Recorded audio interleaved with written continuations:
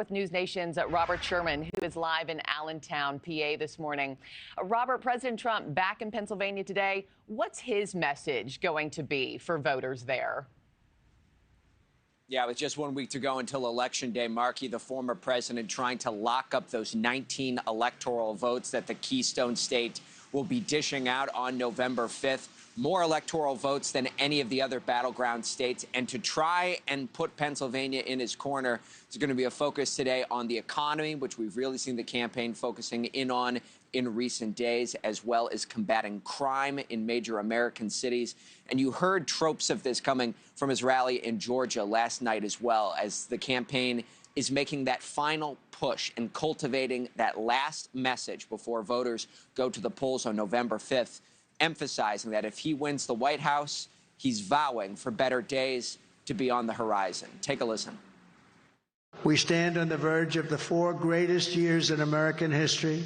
With your help, from now until Election Day, we will restore America's promise and we will take back the nation that we love. Pennsylvania, far from decided. You look at the latest Decision Desk HQ average of polls, less than 1 percentage point separating Vice President Kamala Harris and former President Trump. A slight lean, perhaps, according to the metrics, towards the former president here, but very much so still up for grabs, which is why both of these campaigns have put such a premium on stumping here in Pennsylvania. Markie? And speaking of being up for grabs, Robert, what are the states that the former president is really focusing on in this last week of the campaign?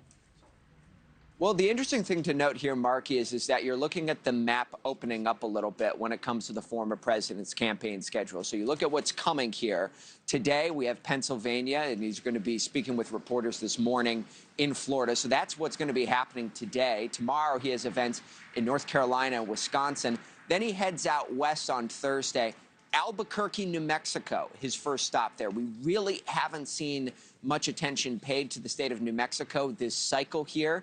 Years ago, Republicans used to be able to carry this state. We haven't seen it done in years, however, but the former president will be there. And then Saturday, he'll be in Salem, Virginia. So 2 states that are not on that traditional battleground state list that are going to be on the campaign trail stop list this week. All Markie? right, making some bullish choices. Robert Sherman, thank you so much. Thanks for watching, everybody. Go to joinnn.com to find News Nation on your television provider. Also, don't forget to click that red subscribe button below to get more of News Nation's fact-driven, unbiased coverage.